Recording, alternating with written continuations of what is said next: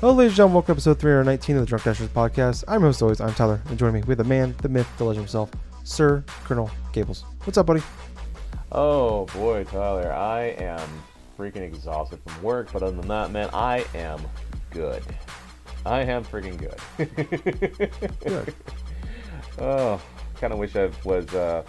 I kind of wish that I could, like, complete a little bit more, like, games and stuff like that. But because of everything else that's been kind of like popping up and stuff, it's been pretty busy.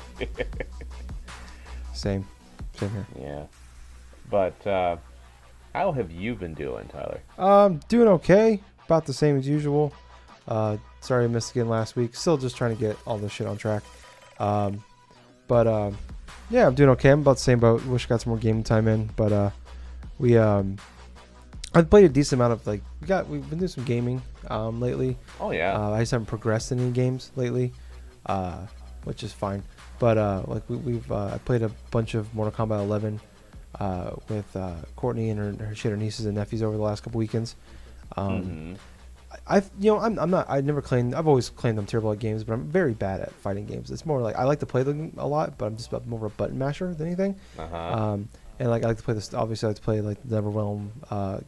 They're like the story modes of like Mortal Kombat and Injustice, and I can just kind of spam my way through the storyline.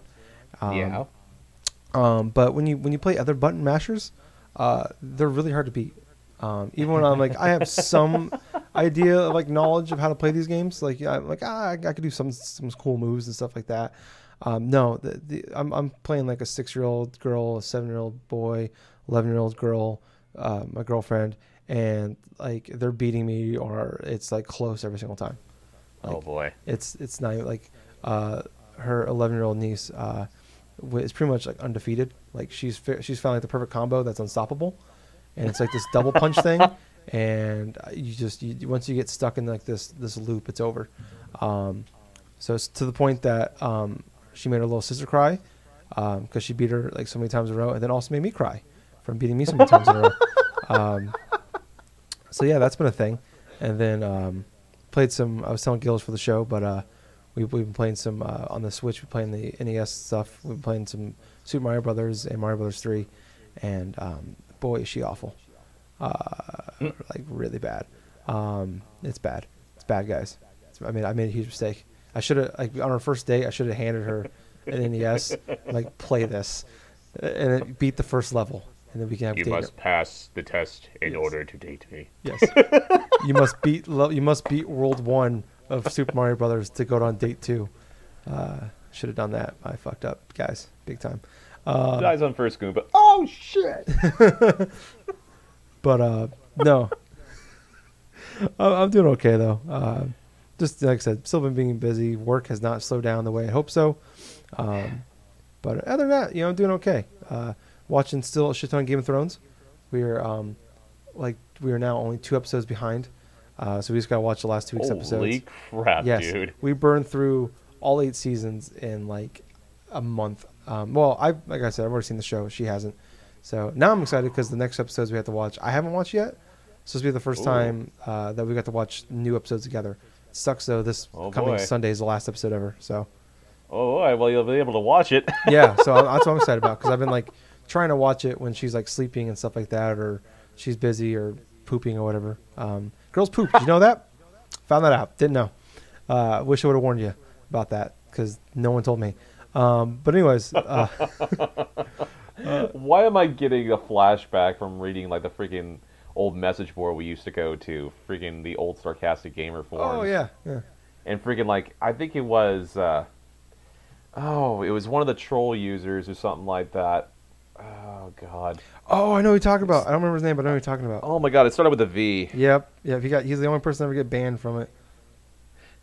Only one person to get banned from it and stuff like that. It's like, and he just made the comment that girls don't poop, and then all of a sudden one of our like major female like posters is on. I just pooped. I'm pooping right now.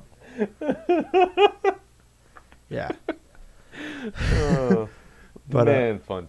Good times, man. Sarcastic Gamer, talking shit. Good times. Yeah, no, I'm doing good. Doing great. I guess. So, like I said, I haven't really played too many games as far as like progression. But I did see a couple movies. So Oh yeah. one's video game related. But I went and saw Avengers EndGame a couple weekends ago. Really enjoyed that. First time I've gone and seen a 3-hour movie in theaters. Don't Wait, recommend. that's a 3-hour movie? Yeah, don't recommend that. Don't recommend that. I don't like to watch movies. It's hard for me to sit down and watch like a movie, anyways. Like I can sit there and I can, for some reason, I've talked about it before. I can watch 8 episodes in a row of a 45-minute show, and no problem. Like knock out a whole TV show, a whole season of a show in like a weekend. But sitting down for a 2-hour movie just sounds exhausting. So sitting through that 3-hour movie, and then we didn't go to like the good theater. We just went to like, there's like a really nice theater we usually go to. We just went to like the one down the street from us. It was not very comfortable. But other than that, I really enjoyed it. The first hour was a little slow, but I mean, it's building up from all the shit that happened in Infinity War. But I thought the final battle, the last hour, was awesome. And I may or may have cried twice. Will not confirm nor deny that. But I went and saw Detective Pikachu on Saturday as well. We went. My girlfriend took me for my birthday. That was my birthday present. She's like, "What do you want for your birthday?" And I'm like, "I don't want anything." She's like, "Think of something." I'm like, "All right, fine. Detective Pikachu comes out this weekend. We're gonna go see that." So that was my birthday present. A lot of people laughed at me when I told them that. That was kind of funny at work. A lot of people were like, "You're gonna go see Detective Pikachu for your birthday?" I'm like, "Fuck yeah, man! Kidding me?" Like 8-year-old me is like creaming his pants right now. This sounds awesome. If he could do that, if 8-year-old me was able to do that, he would have done that. That's really that's really bad. That's terrible. I'm gonna go to jail. But anyways, all I'm just imagining is just like 8-year-old Tyler and stuff, just like screaming off key or something because he has to go to the Pikachu movie. Yes. But at the time I went and saw Pokemon 2000 in the theater, my mom told me I fell on the floor and said I nearly blacked out in excitement. That's a true story, by the way. Oh wow! I was really excited. I was a big fan. Got to see Entei.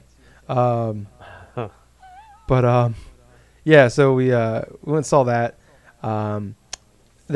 She took her 11-year-old niece and 6-year-old niece, and then me and her went, and I was the one that came away actually enjoying it. So I was fairly surprised. I thought, like, because she really likes Ryan Reynolds, she likes Deadpool movies a lot. I'm like, it's Ryan Reynolds as Deadpool as Pikachu, but it's PG-13. I mean, it's got to be good. So she about fell asleep. The 2 kids did not like it at all.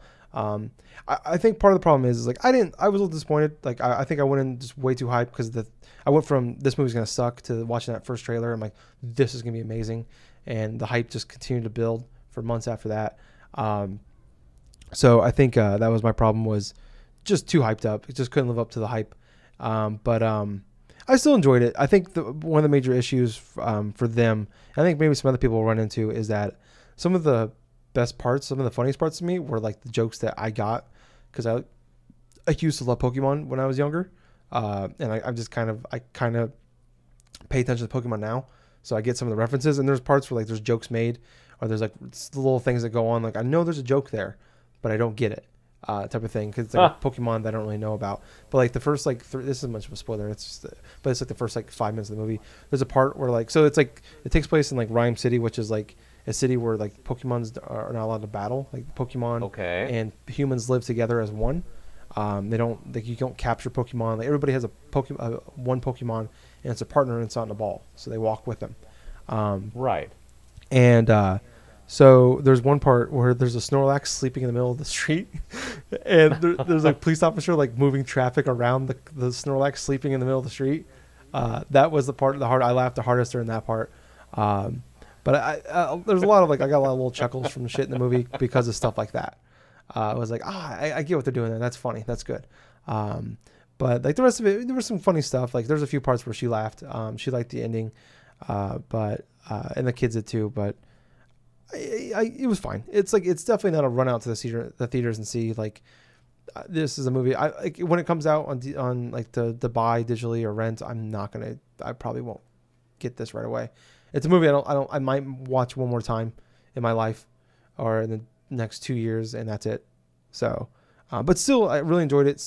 It's now easily the greatest video game movie of all time. Mortal Kombat is finally number 2. So it happened, guys. We've surpassed Mortal Kombat, a mediocre movie from 1995. So congratulations. But that is pretty much what I've been doing. What about you, Gables? Well, let's see. I have been, well, mostly working, but I have been gaming somewhat. I did have a chance to play bits of Cuphead for the Switch. And let's see, I'm still pretty much working my way toward, like, through the first initial world and stuff. But I gotta admit, though, everything else about that port, it is very smooth. The controls are almost, like, pretty much spot on and stuff to what I would play on the Steam version. It just kind of amazes me how faithful of a port the Switch version is comparison to the Xbox One version or even like the Steam version. Hmm. Because it just kind of feels like there's hardly any type of like compromise at all, you know, because of how the game looks and how the controls feel, and just basically it just feels right at home on the Switch, personally, in my opinion. Because it's the type of game that I grew up sort of playing, some of those hard action games and stuff, to where you had to advance by just memorizing boss patterns and this and that. And I gotta admit, man, just going back and playing some bits of Cuphead, trying to like from what I initially had played and stuff, I was finding myself going through and just enjoying it even more because I was able to just focus more or less on the control aspect of playing with my Joy-Cons, like I'm in handheld mode more so than I am with a freaking like the keyboard layout, my fucking laptop. So the control stuff felt better to me in that regards. But other than that, though, I have been making it a priority, really, to just go through some more of like the whole Persona dance games and stuff. So initially, I had 100% completed Persona 4 Dancing All Night, and I have went back to Persona 3 Dancing in Moonlight, and I wanted to try and just play a little bit more of those songs because that's just the thing. When you like a particular game or two or something like that, you just want to go for it and you want to just try to accomplish everything that you feel like you can do possibly. And so for me, it's actually getting up to the standard where it's like, you know what, I've already completed this one game, let's see if I can go forth and do the other. And then just finding out, really, upon playing the game even more, is Persona 3 Dancing in Moonlight, the difficulty in that game is definitely harder than Persona 4, like, Dancing All Night. And that's because of the way when you play it on the harder difficulties, there are a lot more like squirrely looking notes that tie between different types of like button presses. Like there are notes where you have to press like the down button on the D-pad and like the triangle button or something like that on the other side of the controller, like at the same time. And it's not so much just like different button presses, but it's also because of how fast some of the notes and like the rhythm patterns can be. But more or less, it's also because like the amount of difficulty for each song actually has been ramped up a little bit. Now you see, with Dancing All Night, Persona 4, there were instances when I was playing on all night mode where it felt like it was all right and stuff in terms of challenge. There was maybe one or two tracks that felt really difficult, and that was like one of the very last tracks of that game and like one of the tracks in the middle. For the other game, Persona 3 Dancing in Moonlight, it just kind of feels like almost most, if not all of those tracks on all night mode can actually give you quite a bit of trouble. But the positive about this is, out of the 25 tracks that's on that game currently, I actually have achieved the top rank of King Crazy on around, I want to say, 16 of them. So I'm working my way through it. I have not reached max rank on the same tracks on hard mode though. But I'll probably go back to that like off and on and stuff. What was very funny was yesterday morning when I decided to play a little bit of Dancing in Moonlight while streaming. It was just funny. I got maybe a max of like 5 people watching, and the ones that were watching were just really impressed by how I was memorizing the freaking notes. Because I'm not too sure if you've actually seen me try to play the game in action, Tyler, but there are videos that I've had that I've uploaded onto Facebook or that I have on my Twitch account or something where I'm playing this game on all night difficulty, and the amount of like precision, dexterity I have to have in order to hit notes and correlation in order to get like a high score, to beat my high score, can be borderline insane. I'll just say this right now. When you're playing these games and stuff, these music rhythm games, it's highly advised to start off the easiest thing first and then work your way up.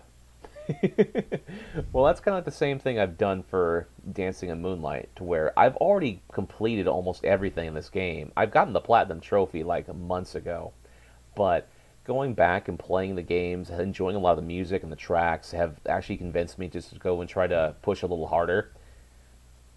And you know what? It's just kind of funny that I've actually started going back to the same mentality I used to have when I was playing games growing up, to where I was playing games not so much for like just to, play through them and then just go off to the next one, but to actually spend time with like one or two games, play them through, until I absolutely wanted to master them, and then, just go forth and do something else. But other than that, I have picked up quite a few games. Like I was telling Tyler before we started recording, I had picked up Katana Zero. That's a game that I've heard good stuff about, great praise. And so I will be playing that game soon, along with Sekiro for the PS4. And I'm wanting to go through and maybe test out playing The Messenger, because that's another game that I picked up, along with a slew of other stuff from a big old sale on the Nintendo Switch eShop over the weekend of the 11th and the 12th of May. Which, kind of reminds me of stuff. With all these games coming out, all these sales and stuff, it's about like a month away from E3. Oh my god, it is. And what's kind of funny is I was just thinking about that just today. And there are still a bunch of things that have yet to be announced, And almost at the halfway point of this year, I have not really even attempted to play a lot of games that have released this year. Which, you know what? That's kind of a testament to how busy I have been, being promoted at work and then just trying to face a lot of the challenges of that, plus trying to try different life routines differently and stuff. And above all else, just trying to enjoy the games that I do play to a certain extent, so that I could actually go through and enjoy them instead of just plowing through, go to the next one, trade in those that I don't want for something else, Just kind of breaking bad old habits and stuff in order to encourage better, new habits. But, yeah. Other than that, though, those are pretty much the games that I have been readily playing. So, yeah, there's that. Yeah. I didn't even freaking think about the fact that E3 is a month away. That's insane. It is. Yeah. And yeah, like you, I got Days Gone. Still, I haven't even started up yet, along with all the other games I bought and haven't played yet. I think you probably made the right call of just waiting on that game to. Yeah, it sounds like it's broken. Waiting on that game to play. Yeah. So because there have been about, I think it was either 6 or maybe 7 patches to that game. Yeah, I heard overall since its launch. The first 5 days there was a patch every day. Is what I heard, and then same with Anthem. Just waiting for that game to get more finished. But then Rage 2 comes out tomorrow. It's Monday night, by the way, people. So and I bought that months ago, so I got that downloaded. So there you go. But the nice thing is though, after tomorrow with Rage 2 coming out, there's another game I'm getting, or full-fledged game I'm getting until Mario Maker 2 comes out, which is the end of June. So I have 6 weeks, 7 weeks before that. So I have 45 games that I bought and haven't played yet, and that I'll hopefully get caught up with before then. Probably not. But let's see, you have that and stuff, while I am going to be waiting until that whole Castlevania collection thing releases by the end of this week on the PS4. Yeah. Because I'm very excited to go forth and replay Castlevania Bloodlines, because I haven't been able to play that on in up-to-date sort of console specs, because I only have it for the Genesis, and that's one of the only games other than Castlevania Legends 2 or something like that. No, Castlevania the Adventures. Castlevania the Adventure 2 or something like that on Game Boy, where these are games that in the Castlevania series haven't really been re-released. But yet, yeah, the Castlevania Bloodlines stuff, man, that's one of my favorite Genesis games. I've owned my copy for like over 10 years now, from like buying it from like a retro shop that I used to like shop at all the time back when I graduated high school. And so trying to replay that on my PS4 in full on like HD graphics and stuff, the whole control play and stuff, it's gonna feel weird. Yeah. Because the last time I played through that game was like a few years ago, and I had it hooked up to my CRT, and I just had myself a fun time playing that and like Teenage Mutant Ninja Turtles, the Hyperstone Heist, and stuff like that. Just old classic good games. Yeah. Oh shit! I just realized Cadence of Hyrule. This was come out this month too. Oh man. Fuck me. All right, there's too many games. Too many good games. First world problems. But let's move on to some news. So, a few things have happened since we've been gone. I'm going to start with one of the more recent things that happened. But Thursday we had Thursday we had the second ever PlayStation State of Play. It was only about 10 minutes long, and the only thing they announced was that they're going to focus on Medieval, which I thought was funny because it was like a 90-second video, and then yeah, it was probably focused on the least of the four big things that come out of it. It really was. But it started off, we had a decent amount of gameplay for Monster Hunter World expansion, Hoarfrost Reach, I think is what I call it. It comes out September 6th. They said that there's going to be almost as much content in that as there was in the main game. Yeah, it's like a $40 like expansion too. So there's enough content, like you were just saying and stuff, that would actually cover more content than the actual full-on retail release, which in and of itself, that's crazy considering how much content was stuffed inside Monster Hunter World. Yeah, it's crazy to think that that's going to be... I thought it was like a sequel or something because the game came out almost about a year and a half ago. And by that point, it'd be almost 2 years old, so it's crazy that they're doing a big expansion at this point. Then we had a Predator Hunting Grounds was announced. That's coming in 2020. It's supposed to be like a asymmetrical co-op hunting game where you're being hunted by the Predator. And I think that's exclusive to the PS4 as well. Like I said earlier, we had a Medieval reveal for the gameplay. Finally saw gameplay for that for the first time ever. That game was supposed to come out last year or 2 years ago. I think it was 2000. Yeah, no, it was last year. It was supposed to come out because it was the 20th anniversary, and now it's coming out this October 25th.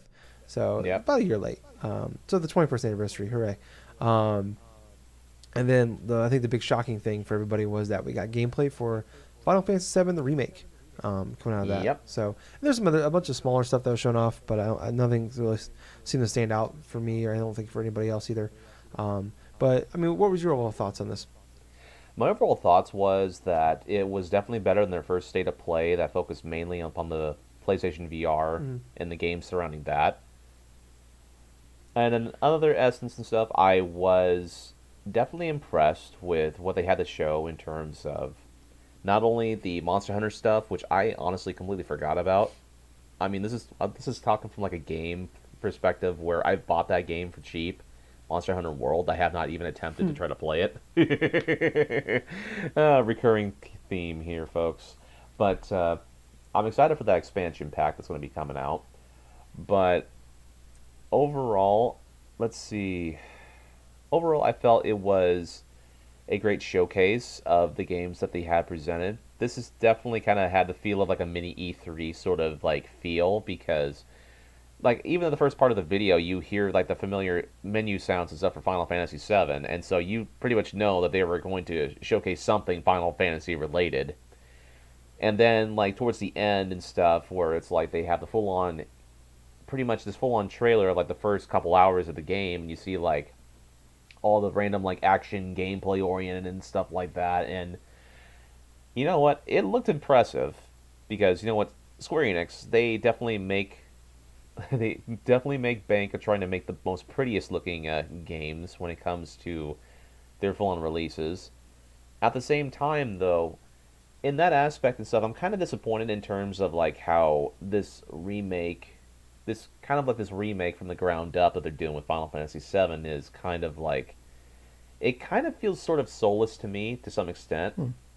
I know it's going to be a little bit controversial with what I'm saying though, but To be perfectly honest with you, I see a lot of like various kind of improvements and stuff.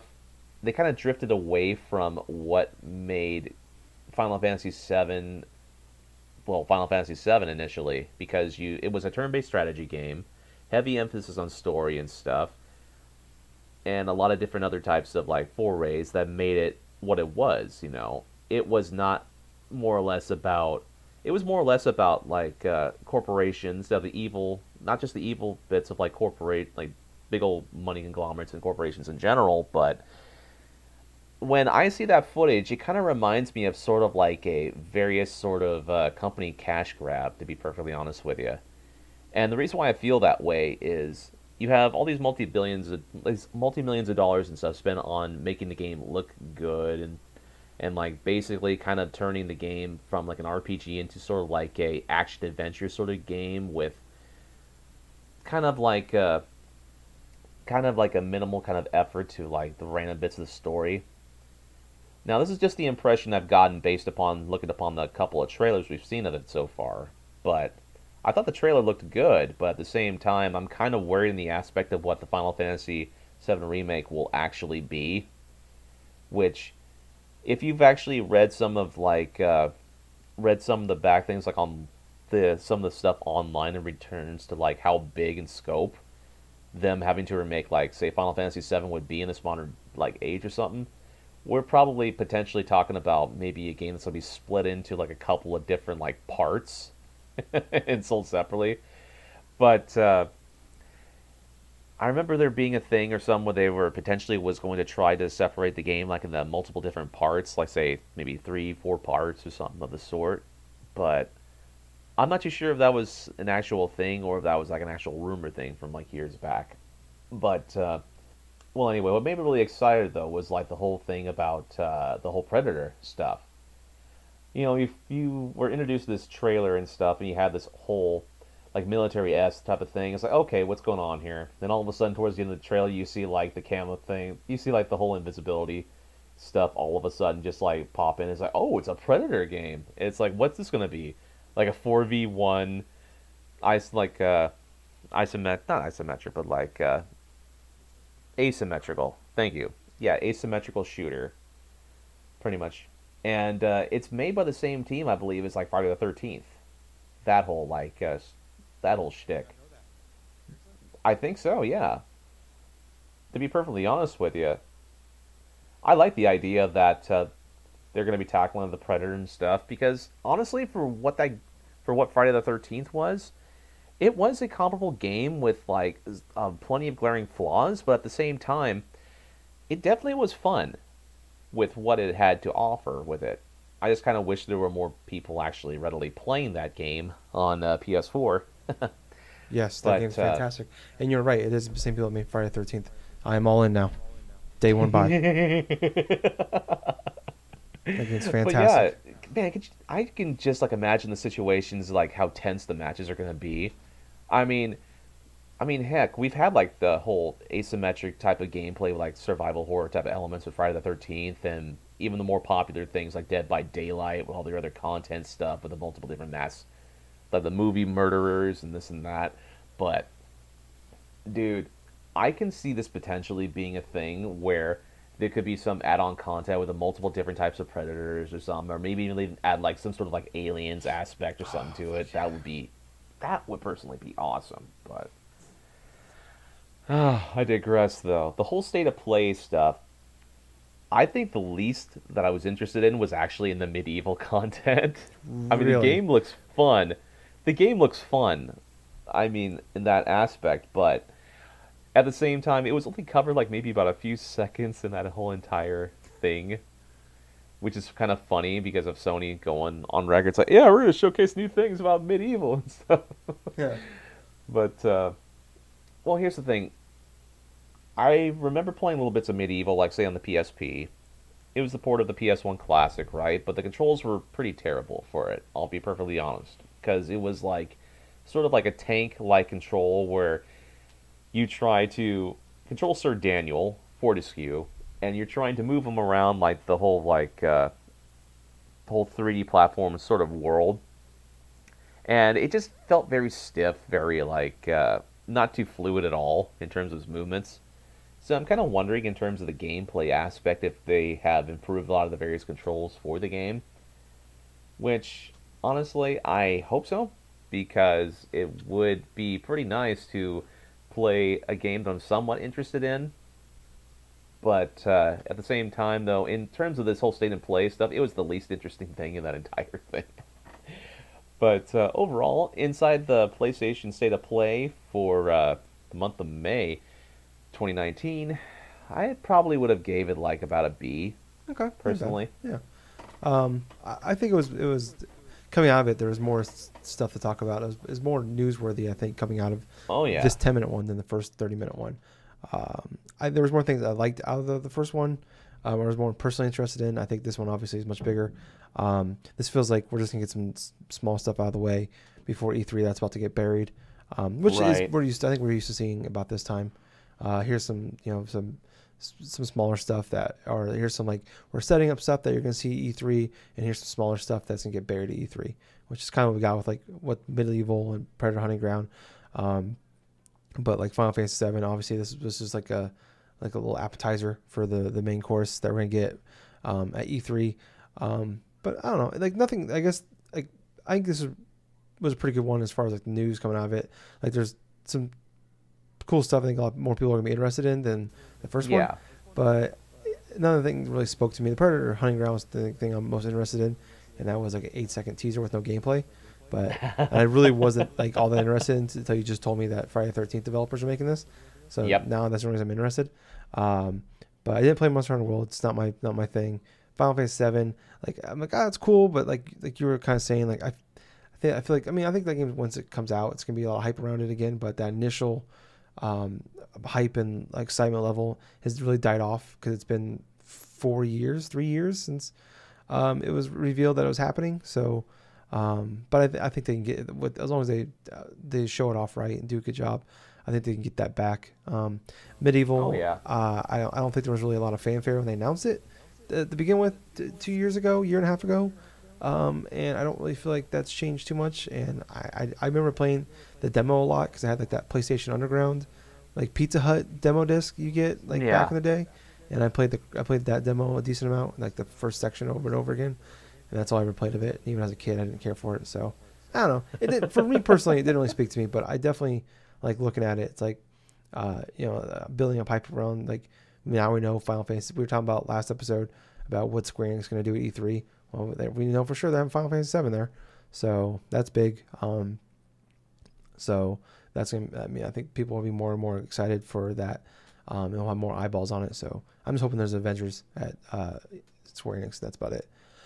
But moving on to our next topic, Gables, you're more of a fan of this than I am, but did you see the Sonic the Hedgehog movie trailer?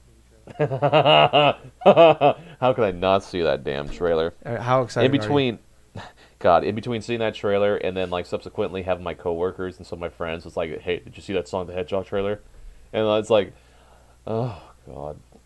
I initially saw it. I waited like 4 days to watch it, dude. I couldn't do it. And I'm not even that big fan. And it took me that long to work my way up to see it. I'll tell you what. The first time that I saw that trailer, it was on my break, and it was like the day after the thing came out.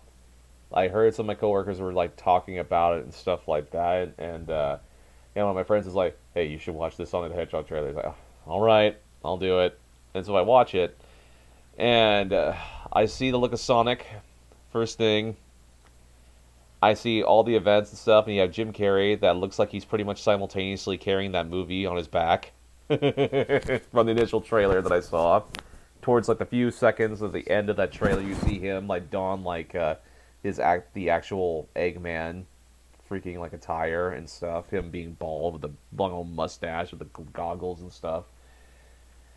And I know for a fact that after I watched it, I had this bad feeling in my gut, and I knew what I had watched was pretty awful, but at the same time, it was so awful to the extent that I was very intrigued of just like watching it just for the sake of, just seeing how bad it could get. But that's just the thing. the freaking movie itself, like all automatically from the get go, you knew this movie's going to be something when its own director actually went on like record and stuff, and like, and even forward to like actual Sega was trying to go forth and like just give like the character created like advice or something like that on the design of the character. You know, Sega was telling him not to design it this way, and he decided to make it into like from his own vision, right? And what we got was like a hyper realistic Sonic the Hedgehog that is like a cross between a human being and some sort of like a blue mutation from like down under. So, for what it's worth and stuff, a lot of the images, a lot of the things that have been turned into memes from that damn trailer is just hilarious to me. But, oh boy, I was not a fan, and not in the very least. I was more laughing at it than anything, because the possibility of this being like such a bad movie that actually may be good. Yeah, no, this looks terrible. What was disappointing is it played before the Detective Pikachu, and I think the three of them were more excited about Sonic the Hedgehog than they were Detective Pikachu. So those kids are gonna grow up to be terrible adults. Yes, I'm just kidding. Yes. No, I agree. I'm just kidding. They're gonna have bad taste in movies. Oh my gosh. So they already, yeah. So yeah, it was yeah. Like I'm not even a big fan. And then dude, as soon as I heard Gangster's Paradise, I'm like, this is gonna be bad. This is worse than we thought, guys. God. We've gone too far. Dude, it gives me the kind of vibes the Super Mario Brothers movie gave me back when I first watched that, and I'm like, wait, this is loosely based upon Mario. Why in the hell are the Goombas like 20-foot fucking people in trench coats? You know what? At least that movie was so bad, it's actually like really, really great. Like the best moment. You can watch that movie and enjoy that. Dude, the only saving grace of that Super Mario Brothers movie, and it's one of my favorite parts of that whole entire movie, is when they're in the freaking elevator, and John Leguizamo and Bob Hoskins are just like, they have their hands on the freaking Goombas, the tall ass Goombas, and they started swaying and stuff, and the Goombas are freaking dancing in the elevator. And then like later on in the movie, you have Dennis Hopper like answering a call. It's like, yeah, what is it? It's like, sir, the Goombas are dancing again. I forgot about that. That's great. They start dancing with the Goomba. That's great. The movie's terrible, but it's fantastic. That in and of itself made up for that. Oh, if there was more moments like that in that movie, I would have enjoyed it more. Yes. Yeah. I get the same vibes of that movie in Sonic the Hedgehog. Yeah.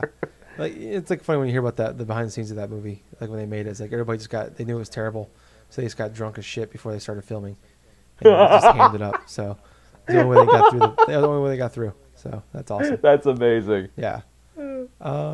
But I pretty much think that the same thing probably is going to happen in the Sonic the Hedgehog movie. Yeah. I think everybody's going to have to get drunk before they go see it, to make through it. So that's probably what I'm going to have to do. Hopefully I never see it. Moving on to, I think it's kind of a cool story. Epic Games buys Psyonix, the people that make Rocket League.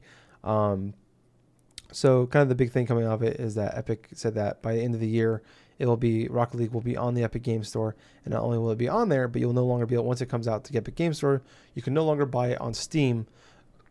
But they did say that for people that already own it, they're not shutting it down. You can still they'll still do the updates, and you can still buy all the new content they release for it. You just can't purchase the game anymore after that. So there's been a lot of hubbub about this. Do you think this is good or bad for Rocket League? Honestly, for Rocket League, I think it's pretty good because, for one, they were paid for an exclusive deal right there for the freaking Epic Games Store. So in and of itself, Psyonix is definitely did make profit upon that deal. But no, the real loser in this is like the people who have bought or was thinking about buying the game on Steam, but now don't have the way to do so. And they did not 100% confirm or something that there is going to be much more support for Rocket League on Steam, other than what they initially had planned. So, yeah, in and of itself, it's like, oof, that just sounds just completely out of left field, man. But it just kind of shows the whole initially problem that has been going on, say, with the Epic Games Store and people who want to buy their games on Steam. I mean, holy shit. just with Epic Game Store's like their freaking exclusivity stuff this past year. Oh my gosh! In between now Rocket League and stuff, and like Metro Exodus actually, and then like some other like deals and stuff. It's like, uh, this just this is just kind of like sad for those who want to play those particular games. I mean, in this case and scenario, people on Steam can still buy Rocket League and still play it at this moment in time, but probably not for too much longer. Yeah, I don't know. I don't want to be like, I don't I don't think it's necessarily a bad thing. Like it's definitely No. like whenever you hear like the big fish, swallowing the small fish, like this, people always scares people. I mean, there's right. I mean, with like EA out there, people just think EA when they hear about like the great company that's doing all this cool stuff gets bought by EA.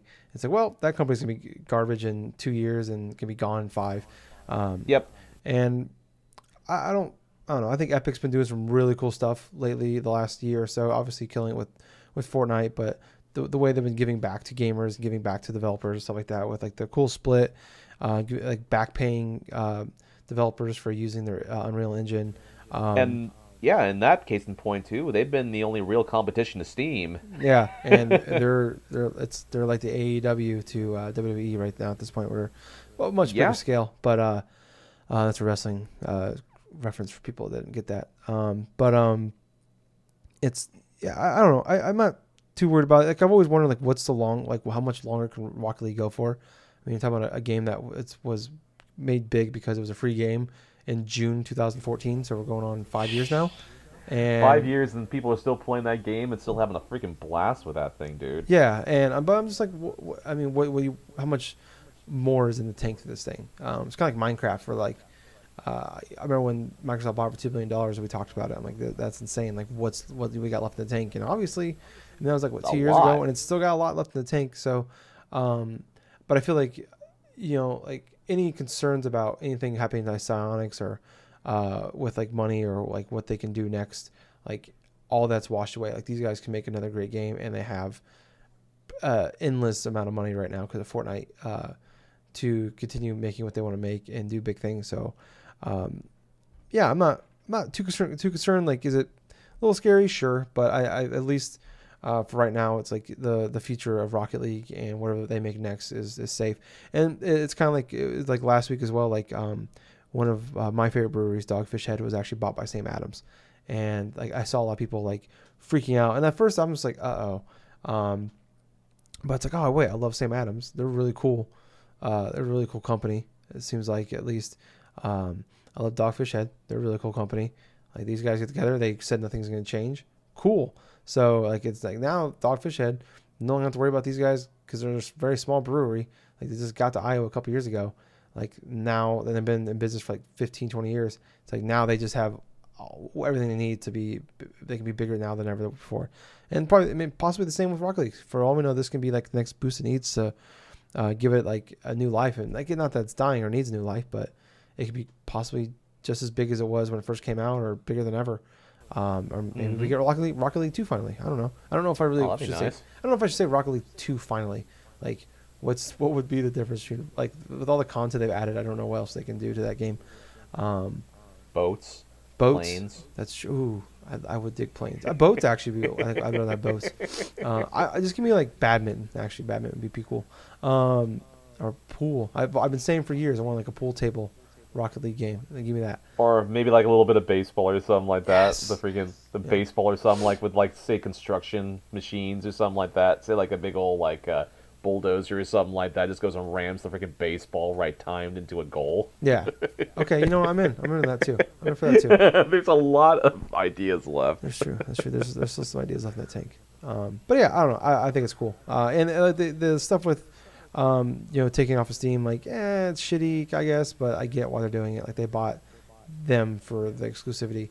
But I feel like if you really want a Rocket League at this point, you probably have it, or you should have got by now. So I'm not going to feel too sorry for people that don't get it on Steam before. I mean, they're giving you like 6 months notice. Like, this thing's coming down, and you're still going to be able to play it after the fact. So it's not like they just turned the servers off or took the game off the Steam today and then turned the servers off. Like, they're gonna keep supporting it. So I think that's kind of cool. But moving on, we have a couple topics left here. So Borderlands 3, we got some gameplay for it finally, some more like actual like in-depth gameplay, and they also announced that the campaign is going to be well over 30 hours if you streamline the main campaign. Okay. So I don't really know. Like there's not really a news story here, I guess. I just read that, and a lot of people are like going nuts, like that's awesome, and I'm just like that fucking sucks. Like just stop giving me 30-hour games, guys. I can't keep up, Gables. I can't. I can't do it. I couldn't keep up a year ago. There's no way I can keep up now. No way. Why? Why do they do this to us, Gables? That's not cool. Like I don't want to hear. People. It's like we always hear like there's 200 hours of content in this game. No. Tell me there's like 10 and I'm. Oh my gosh. You know what's really hilarious about that statement is like when you're growing up as a kid, you couldn't wait to have a game that had so much content or something like that and so many hours you could spend, and then all of a sudden you grow up as an adult. It's like, I can't afford to spend 200 hours on one game because of all the responsibilities and stuff. It's going to take me 6 months to finish that game. Well, in terms of Borderlands 3 and stuff, I am not really too surprised that it has a lengthy campaign. To be perfectly honest with you, Borderlands 2 kind of felt like the same thing, where it's like, in terms of length of the campaign and stuff on top of the side missions. And to be perfectly honest, when I played through and beat Borderlands 2 like around 2014, 2015 from like the Handsome collection, it took me around that same amount of time, 30 to about 40 hours, because I wanted to not only do like some, if not most of the side missions, but I also wanted to go through the main story because I was readily enjoying it. So in terms of length,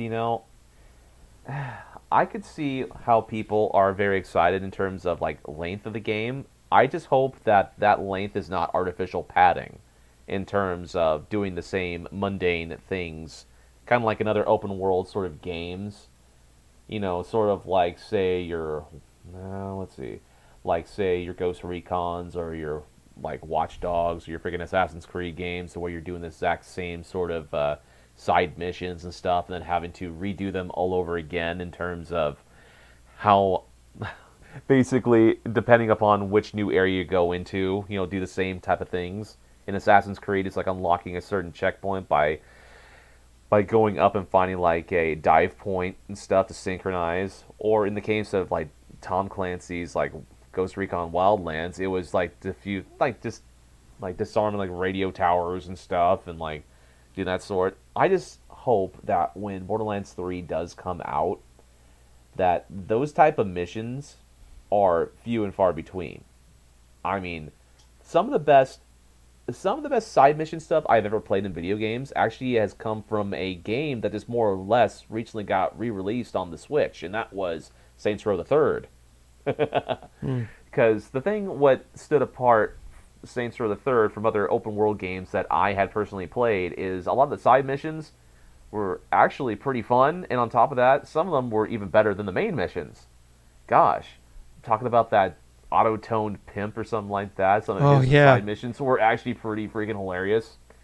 And man, when I had to go through like certain missions and stuff for that one dude or something like that to take on that one masked wrestler or something that was the voice of Hulk Hogan. Yep. Oh god, and that whole escorting a tiger mission, man. I'm just getting so much good vibes from good memories from playing through Saints Row the Third.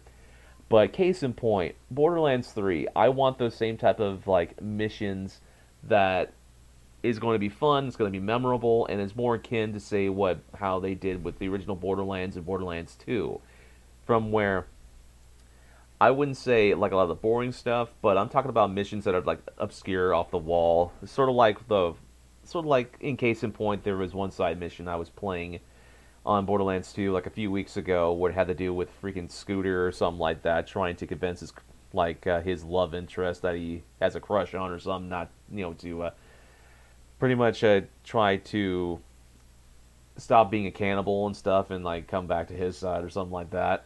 And then all of a sudden, just with the revelations or something like that she figures out that Scooter is trying to track her down and stuff, and she basically tried to escape from Scooter to begin with and join the cannibals just because she didn't want to talk with him.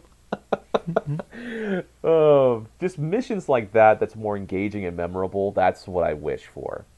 And so yeah, I just want just to wait and see. For what I'm seeing from Borderlands 3, the gameplay and stuff, it sounds pretty fun. It looks pretty fun.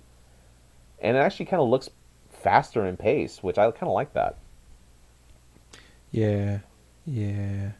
I don't know. Like I said, this game looks fantastic. Man, I just hate when I hear that. Like I always have, but it's just now more than ever. I hate when I hear that. I'm like, damn it, never gonna finish this game. Never gonna be able to finish this game ever. I'll finish it in October of 2020. But moving on to the game does look great though. It does. Moving on to our last topic here. EA Access is finally coming to PS4. So it's coming this July. It's kind of crazy. This kind of came out. It was like seemed like it just kind of came and went like really fast. But so we talked about. I think it's been out for like what 3 years now. I want to say on Xbox. It's $5 a month or $30 for a year. You get like a 10% discount on EA games if you buy it digitally through their store. You could play it for like 5 days early for up to 10 hours, or some games are different, right? Mostly 10 hours. So and they also put a bunch of games on there. So there's a pretty good back catalog already on there of games. Mm-hmm. So if you miss out, you'll play some pretty good games on there. There's a bunch on there. It's gonna suck though, because I think some like the 360 games are backwards compatible or on there. But I am assuming I didn't see it when the article I read. I didn't see anything about those games being playable on PS4. I'm doubting that. So like Mass Effect 1 and 2, I doubt will be on EA Access on PS4. It's gonna be a bit more bare on that PS4. Yeah, there's still gonna be some really good games on there though. I think that you can play. But I don't know. It's cool that it's coming, but it almost kind of feels like it didn't seem like EA Access really blew up. I don't know what the subscriber rate is like, but it didn't seem like it really shocked the world or took over like we all thought it would. And I'm curious how they limited themselves. They limited themselves on the Microsoft platforms and stuff with the Xbox One, and it may have worked initially in terms of some of the sports games, but a lot of the newer games weren't really released like in terms of like currently as they were released and stuff. There were some sports games I remember them like having bits of like trials and stuff, but if they would have like released on both the PS4 and the Xbox One simultaneously and then add on to some, that probably would have seen better growth in that way, personally. Or if it was more or less structured like, say, how Game Pass is for Microsoft, in like day and date and stuff, pay this much like for a month or something like that, then yeah, that would have took off, honestly, in my opinion. But I digress. Yeah. Like I said, it seems too late, but I don't know, it definitely, I think it was more like Sony didn't want them on there when they were trying to push the PlayStation Now stuff, because that was coming out at the same time. Right. So I think that was part of the problem. They didn't have them putting EA Access on there. So it's more Sony pushing them away. But yeah, I think if they were on PS4 at that point when it came out, it would have been a much bigger deal than being on Xbox. Even though Xbox isn't doing poorly, it was definitely very much the second fiddle of this generation. So, but wait and see. Maybe it gets a nice little second life on PS4. I'll definitely. I think you get like a month free or a week free. So I don't know. Maybe I'll check it out. But really, at this point, the only real EA games I play at this point is Madden and the BioWare game that comes out every few years. So, but I think, Gables, that will wrap up the show this week. Okay. Thank you guys for listening. If you want to hear more from us, we have a Facebook page and group, Drunk Dashers Podcast. Like and join us on there. On Twitter at DrunkDashersPod. Follow us there, please. On twitch.tv/Colonel Gables. Wow. Follow us on there, or follow him on there, please. He's always on there streaming. We're also on YouTube at Drunk Dash Nerds. Subscribe to us, please. Give us a big thumbs up. Leave us a comment. Really appreciated that. And then also on Spotify and iTunes, Drunk Dashers Podcast. You follow us on Spotify, subscribe to us on iTunes, give us a big thumbs up on iTunes, leave us a comment. Really appreciate that. 5 stars, not a thumbs up. And Spotify, if you guys, I still haven't figured out how if there's ratings, if you can rate us at all, but if you can, give us the best you can give us, please. Really appreciate it. I'll send you a nude if you do. Oh, no. Wait, I'll send you a nude if you. We're not gonna don't. pro Jared this. I'm sorry. I'll send you a nude if you do not. Gables will send you something. If Butterfly kisses. Yes. Anyway. Yes. For every 5 stars or whatever we get equivalent to, Gables will remove 1 layer of clothing. No. No, worth the shot. No We'll one figure wants to something out see if the that. fans want. I don't know what they want. I can't figure it out. But anyways, thank you guys so much for listening. I was your host. I was Tyler. And I have been Colonel Gables. So until next time, everyone, fuck Pro Jared. And I'm out. Oh, hey, Gables. Yes. Too sweet. Too sweet. See you. See ya. I stole it. God dang it. Bye, guys.